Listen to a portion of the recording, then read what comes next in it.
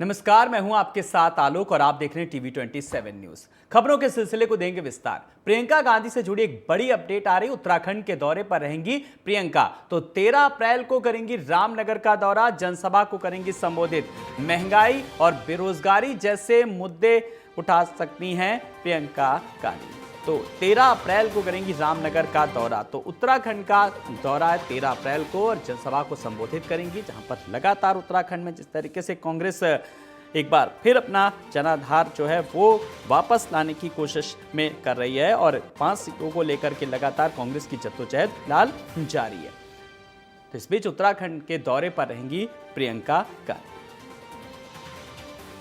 तो 13 अप्रैल को करेंगी रामनगर का दौरा, जहां पर जनसभा को भी संबोधित करेंगी। तो उत्तराखंड की लगातार इस तरीके से कांग्रेस अपने प्रत्याशियों को लेकर के और चयन को लेकर के लगातार कोशिशें जारी हैं, किस तरीके से 5 सीटों को लेकर के, और 13 अप्रैल को एक बड़ी जनसभा करेंगे, जिसको लेकर के तैयारियां जोर शोरों से हैं।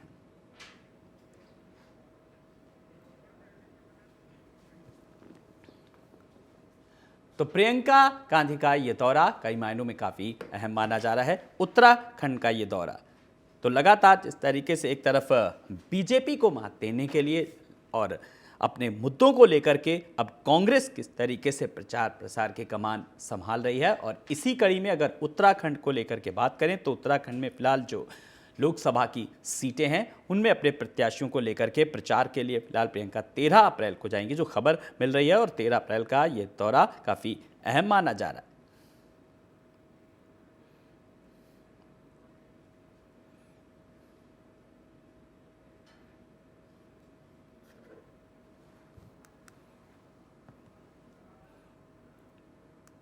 और चुनाव से जुड़ी बड़ी खबर, जहां पर बीजेपी की एक और लिस्ट जारी हुई है। बीजेपी के 9 उम्मीदवारों की एक लिस्ट जारी हुई है, जिसमें मैनपुरी से जयवीर सिंह ठाकुर को टिकट दिया गया है। तो मैनपुरी से जयवीर सिंह को, और वहीं बात करें कौशांबी से विनोद सोनकर को, फूलपुर से प्रवीण पटेल को टिकट दिया गया है, और बलिया से नीरज शेखर को टिकट दिया गया है। तो प्रत्याशी बनाया गया। तो बीजेपी के 9 उम्मीदवारों की एक और लिस्ट फिलहाल जारी की गई है। और इसी बीच अपने दर्शकों को बता दें कि लगातार जो नाम सामने आ रहे हैं वो अपने दर्शकों को, जो वो लिस्ट भी है TV27 न्यूज के पास, जो हम अपने दर्शकों को लगातार दिखा रहे हैं। तो वहीं आपको बता दें कि चंडीगढ़ से संजय टंडन को प्रत्याशी बनाया गया है, मैनपुरी से जयवीर सिंह ठाकुर को, कौशांबी से विनोद सोनकर को, फूलपुर से प्रवीण पटेल को मौका दिया गया है। वहीं आपको बता दें कि लगातार जिस तरीके से पश्चिम बंगाल की सीट को लेकर के काफी आसनसोल से SS अहलूवालिया को उम्मीदवार बनाया गया है, जहां पर पवन सिंह को पहले बीजेपी ने टिकट दिया था, लेकिन फिलहाल अब बात करें तो SS अहलूवालिया को, जिन्हें गूगल गुरु भी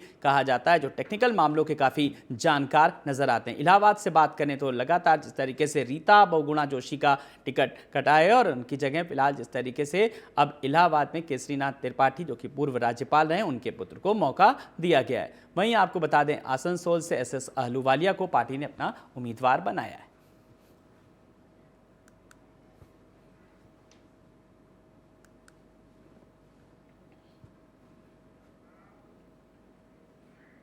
वहीं तमिलनाडु के 2 दिवसीय दौरे पर पीएम मोदी, प्रधानमंत्री नरेंद्र मोदी ने MK स्टालिन के गढ़ तमिलनाडु में चुनावी रैली को संबोधित किया। इस दौरान सुरक्षा को लेकर पुख्ता इंतजाम किए गए। इस मौके पर पीएम मोदी ने विपक्ष पर निशाना साधते हुए कहा कि यूपीए की सरकार में घोटाले की खबरें आती थी, DMK की विचारधारा तोड़ने वाली है। तमिलनाडु में NDA को समर्थन मिल रहा है।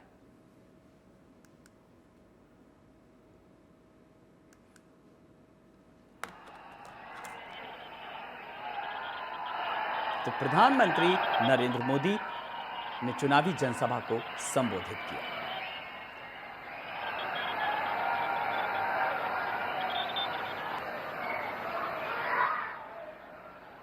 वेलूर की ऐतिहासिक, पौराणिक और वीरता से भरी इस धरती को मैं श्रद्धापूर्वक प्रणाम करता हूं। मैं यहां विराजमान जलगंडेश्वर शिव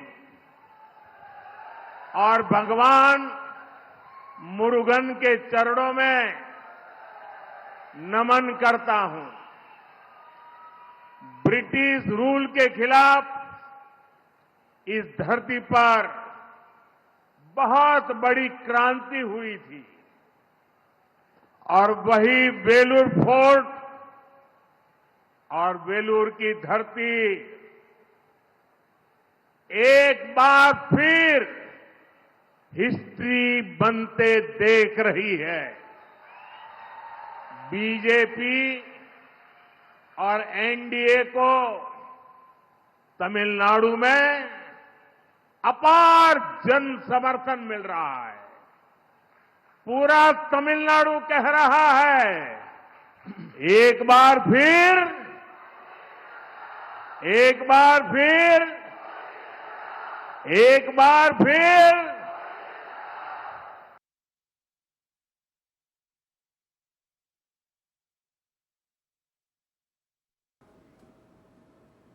वहीं जम्मू कश्मीर के दौरे पर सीएम योगी आदित्यनाथ रहे और कठुआ में चुनावी जनसभा को संबोधित किया। इस दौरान योगी ने कहा कि जम्मू कश्मीर में मेडिकल कॉलेज बन रहे हैं। साथ ही उन्होंने जम्मू कश्मीर को भारत का ताज बताया। वहीं सभा को लेकर शहर में सुरक्षा व्यवस्था के पुख्ता इंतजाम किए गए।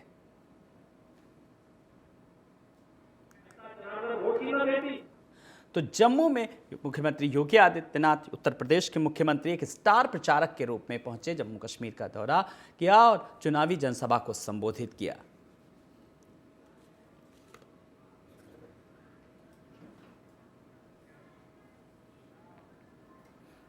वहीं बिहार के पूर्व डिप्टी सीएम तेजस्वी यादव ने बीजेपी पर निशाना साधते हुए कहा कि इस बार चुनाव स्थानीय मुद्दों पर लड़ा जाएगा। केंद्र सरकार को बताना चाहिए कि पिछले 10 सालों में उन्होंने क्या काम किया। उन्होंने कहा कि देश और प्रदेश में बढ़ रही बेरोजगारी, गरीबी और स्वास्थ्य मुद्दों पर चर्चा होनी चाहिए।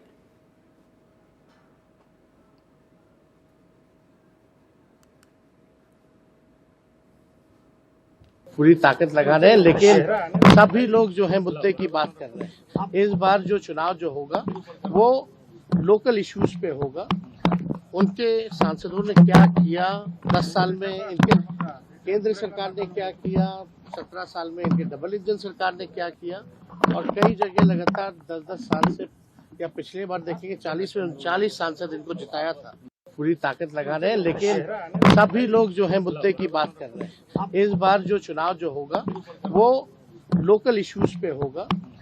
उनके सांसदों ने क्या किया 10 साल में, इनके केंद्र सरकार ने क्या किया 17 साल में, इनके डबल इंजन सरकार ने क्या किया, और कई जगह लगातार 10-10 साल से, या पिछले बार देखेंगे 40 में।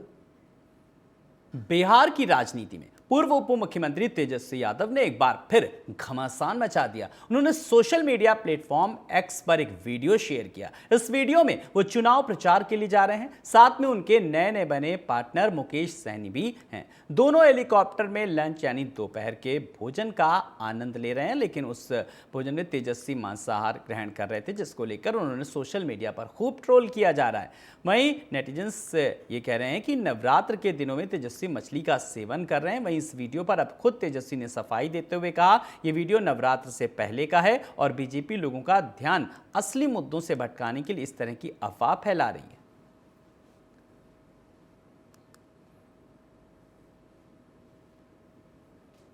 कि पोस्ट आज क्यों किया? ये लोग पढ़ते लिखते तो है नहीं, जानकारी तो है नहीं। बीजेपी का नवरात्र के दिन पोस्ट क्यों किया? मुद्दे की बात जो है वो करते नहीं। अब आईक्यू टेस्ट ले रहे थे, इसलिए पोस्ट मछली आप इसको खाए, बोल रहे हैं। कांटा कहाँ अटक गया? आप देखिएगा ना, इतनी प्रमुखता से भाजपा वाला बेरोजगारी पे बोलता है क्या, पलायन पे बोलता है क्या, गरीबी पे बोलता है क्या, लेकिन इन सब चीजों पे कैसे कूद कूद करके लोग आ रहे हैं। रोहिणी जी के कितने लोग कूद कूद करके आ रहे हैं। तो जो नेता बयानबाजी कर रहे हैं बिना पढ़े लिखे, बिना ट्वीट को देखे हुए कुछ भी बोल सकते हैं। अरे हम लोगों को नहीं पता है कि क्या चल रहा है। आपने कह रहे हैं कि आप मौसमी सलाहकारी है ना भाई, यही तो साबित होना है। आप अगर ट्वीट पढ़े होंगे तो उसमें डेट का मेंशन है, तो कोई भी व्यक्ति जब डेट का यूपी में आरएलडी और बीजेपी का गठबंधन है। शुरुआती 3 चरणों में आरएलडी का प्रभाव देखने को मिल रहा है। क्या गठबंधन से ताकत मिलने वाली है? क्या जाटलैंड में गठबंधन को फायदा होने वाला है? जाट गुर्जर वोटरों का आरएलडी पर कितना विश्वास है? इन्हीं सब प्रश्नों का जवाब के लिए हमारे यूपी के ब्यूरो चीफ अमरेंद्र प्रताप सिंह ने आरएलडी के प्रदेश अध्यक्ष रामाशीष राय से बातचीत की। आपको भी सुनवाते हैं। उत्तर प्रदेश देश का सबसे बड़ा राज्य है, 80 लोकसभा क्षेत्र। हम बात करेंगे उत्तर प्रदेश के उस क्षेत्र की जो कि शुरुआती चुनाव में पहले चरण, दूसरे चरण और तीसरे चरण में जहां पर इलेक्शन होने वाले हैं। भारतीय जनता पार्टी जो कि देश की सत्ता में है और उत्तर प्रदेश की भी सत्ता में है, उसके कई राजनीतिक साझीदार हैं। अलग अलग जगहों पर उनका महत्व है, लेकिन उत्तर प्रदेश में पहले, दूसरे और तीसरे चरण में जहां चुनाव हो रहा है, वहां पर भारतीय जनता पार्टी का सबसे मजबूत साझीदार है राष्ट्रीय लोकदल। हमारे साथ मौजूद है राष्ट्रीय लोकदल के प्रदेश अध्यक्ष रामाशीष राय जी। बात करेंगे पश्चिमी उत्तर प्रदेश में क्या कुछ मिलने वाला है गठबंधन को। रामाशीष, देखिए, अभी पहले दौर का जो चुनाव होने जा रहा है, इसमें राष्ट्रीय लोकदल और भारतीय जनता पार्टी का जो अलायंस हुआ है वो विपक्षी दलों का सफाया कर देगा और सभी 8 सीटों पर एनडीए की भारी विजय सुनिश्चित है। जिस तरीका से भीड़ आ रही है, रिस्पांस आ रहे हैं, किसानों और नौजवानों में जिस तरह से प्रधानमंत्री श्री मोदी जी की अपील, योगी जी के कार्यक्रम और उनकी योजनाओं का जिस प्रकार से जन समर्थन मिल रहा है, उससे मुझे लगता है कि पश्चिम से ही जो है, प्रवेश द्वार से ही भारी सफलता एनडीए को मिलने जा रही है। आप कहना चाहते हैं कि जो कुछ चुनौती पश्चिम में थी भारतीय जनता पार्टी को, वो राष्ट्रीय लोकदल यानी आरएलडी की ही थी, और अब जबकि राष्ट्रीय लोकदल भी राजनीतिक साझीदार के रूप में उनके साथ है, तो फिर वहां पर बाकी सबका सुपड़ा साफ है। तो मुस्लिम वोटर जो कि बहुत है पश्चिम में, कई सीटों पर बहुत महत्वपूर्ण है, अब क्या लगता है वो जो चुनौती बनेगा तो वो कांग्रेस और सपा का जो साझेदारी है, जो आईएनडीआईए गठबंधन है, उसको कितनी बड़ी चुनौती मान रहे हैं आप पश्चिम में अभी शुरुआती सीटों में, बागपत से लेकर के और मुरादाबाद तक? देखिए, बहुत हद तक मुस्लिम वोटरों में भी जो कंफ्यूजन था वो काफी हद तक दूर हुआ है, और जिस तरह से आरएलडी में बड़ी संख्या में मुस्लिम कार्यकर्ता विभिन्न दलों से, आज भी समाजवादी पार्टी छोड़ करके 1 दर्जन कार्यकर्ता और नेता कानपुर के आरएलडी ज्वाइन किए हैं। तो ऐसा नहीं है कि पूरा का पूरा मुस्लिम वोटर एनडीए के विपरीत जाने वाला है। पश्चिमी उत्तर प्रदेश में आरएलडी ने इधर 4-5 वर्षों में काफी जमीनी स्तर पर काम प्रारंभ किया था, किसानों में, मजदूरों में, और जो भाईचारा बनाने के लिए चौधरी अजीत सिंह ने काफी सम्मेलन किया कि सामाजिक समरसता बने रहे हिंदू मुसलमान में। उसके कारण कोई बड़ा तफरका नहीं पैदा होने जा रहा है। हिंदू और मुसलमान दोनों एकजुट होकर के भारतीय जनता पार्टी और एनडीए को भारी सफलता दिलाने में लगे हुए हैं। यह रामाशीष राय दृढ़ है, संकल्पित भी, और जीत के प्रति आश्वस्त है।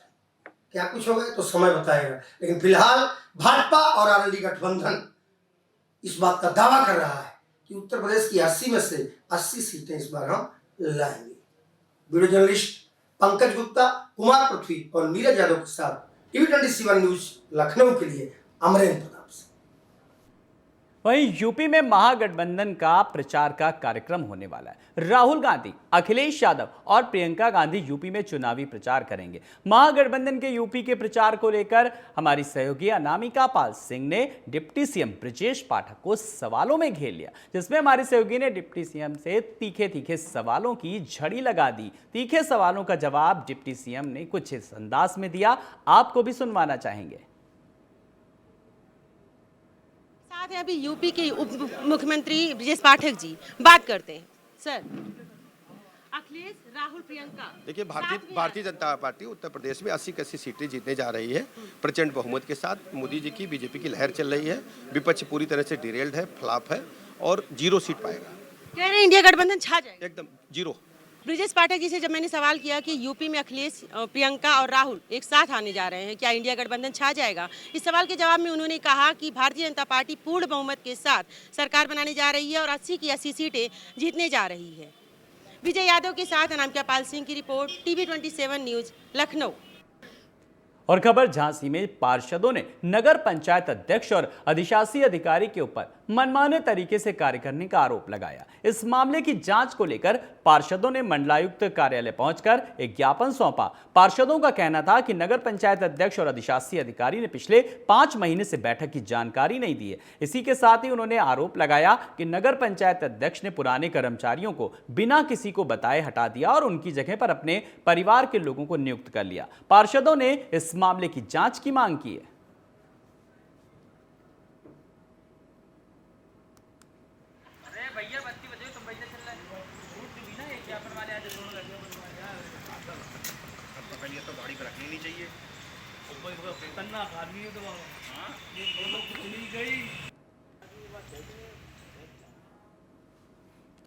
खबरों में आगे बढ़ेंगे। रायबरेली में संदिग्ध परिस्थितियों में घर में भीषण आग लग गई। आग लगने से घर में अनाज और एक बाइक सहित सारा सामान जलकर राख हो गया। आग की लपटों ने मकान से सटी लगभग 2 बीघे की फसल को भी चपेट में ले लिया। सूचना पर भी फायर ब्रिगेड घटनास्थल पर नहीं पहुंची। ग्रामीणों की मदद से कड़ी मशक्कत के बाद आग पर काबू पाया गया।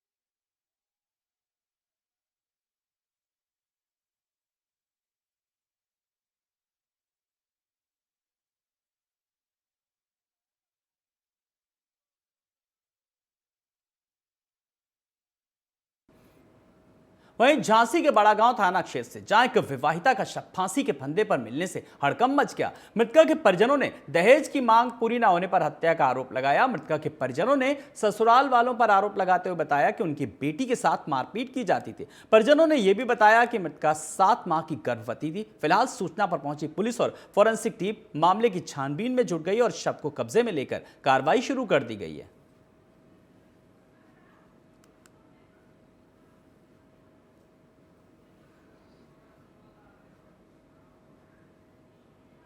अगली खबर झांसी के बरुआ सागर से, जहां पर थाना क्षेत्र अंतर्गत ग्राम गुर्जर में सड़क के किनारे एक युवक का शव संदिग्ध परिस्थितियों में मिलने से हड़कंप मच गया। सूचना मिलने पर प्रशिक्षु आईपीएस अंतरिक्ष जैन मौके पर पहुंचे। घटना स्थल का निरीक्षण करते हुए मृतक के शव की शिनाख्त करने का प्रयास किया। वहीं मौके पर पहुंची पुलिस ने शव को कब्जे में लेकर पोस्टमार्टम के लिए भेज दिया।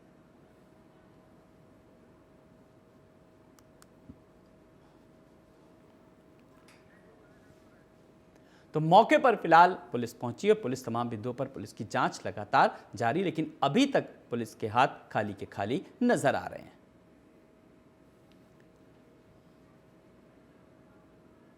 तो मामले की जांच तमाम बिंदुओं पर जारी है। आसपास के लोगों से भी पुलिस की पूछताछ चल रही है।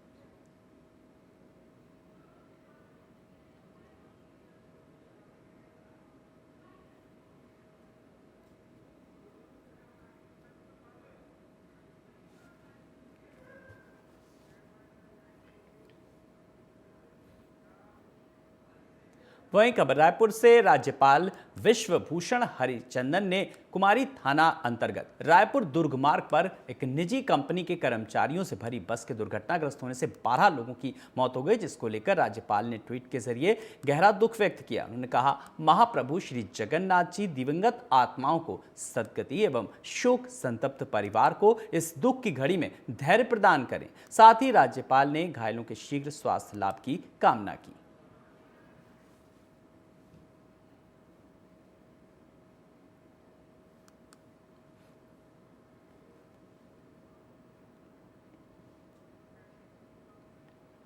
तो राज्यपाल ने एक्स पर किया पोस्ट। कुम्हारी थाना अंतर्गत रायपुर दुर्ग मार्ग पर कल निजी कंपनी के कर्मचारियों से भरी बस के दुर्घटनाग्रस्त होने से 12 लोगों की मृत्यु हो जाने का समाचार अत्यंत पीड़ाजनक है। महाप्रभु श्री जगन्नाथ जी दिवंगत आत्माओं की सद्बुद्धि एवं शोक संतप्त परिवार को इस दुख की घड़ी में धैर्य प्रदान करें।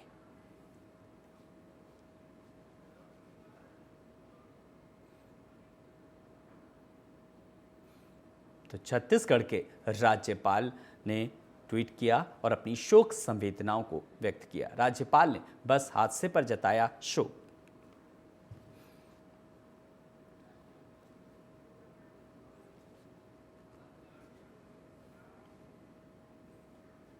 दुर्ग बस हादसे पर छत्तीसगढ़ के सीएम विष्णुदेव साय ने दुख जताते हुए कहा, हादसा बेहद दुखद है।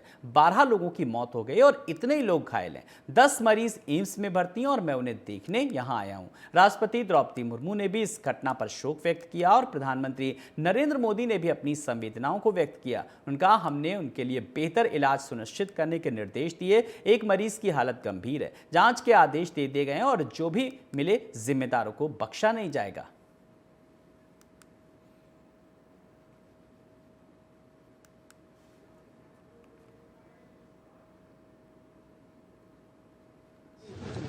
जो बस दुर्घटना हुई, दुर्घटना बहुत दुखद है, जिसमें 12 लोगों की मृत्यु हो गई है और उतने ही घायल हैं और एम्स में 10 पेशेंट एडमिट हैं, जिसको देखने हम स्वयं आए हैं। और जैसे ही इस घटना का पता चला वैसे ही पूरा प्रशासन वहां, कलेक्टर, एसपी सब पहुंच गए और कल रात में यहाँ एम्स में हमारे डिप्टी सीएम श्री विजय शर्मा भी आए और पूरी तरह से हम लोग चिंतित हैं और इस घटना के प्रति महामहिम राष्ट्रपति महोदया भी संवेदना व्यक्त की है। खरगोन में कल मौसम के अचानक बदलाव के बाद जोरदार हवा आंधी चली। इस दौरान बीच सड़क के किनारे एक ढाबे की टीन शेड उड़ गई। वहीं तेज हवा आंधी की वजह से ढाबे के टीन उड़ करके सड़क से गुजर रहे लोगों पर गिर गई, जिसमें इस हादसे में बाइक सवार सहित 3 लोग घायल हो गए। साथ ही इस हादसे का वीडियो भी सोशल मीडिया पर तेजी से वायरल हो रहा है।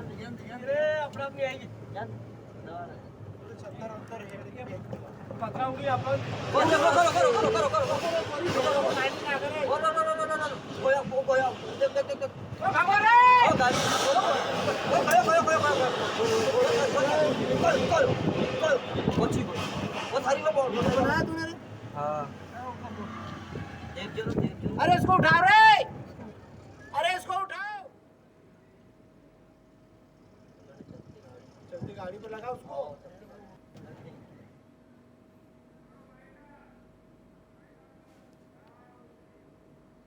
इन्हीं खबरों के साथ इस बुलेटिन में इतना ही। नमस्कार।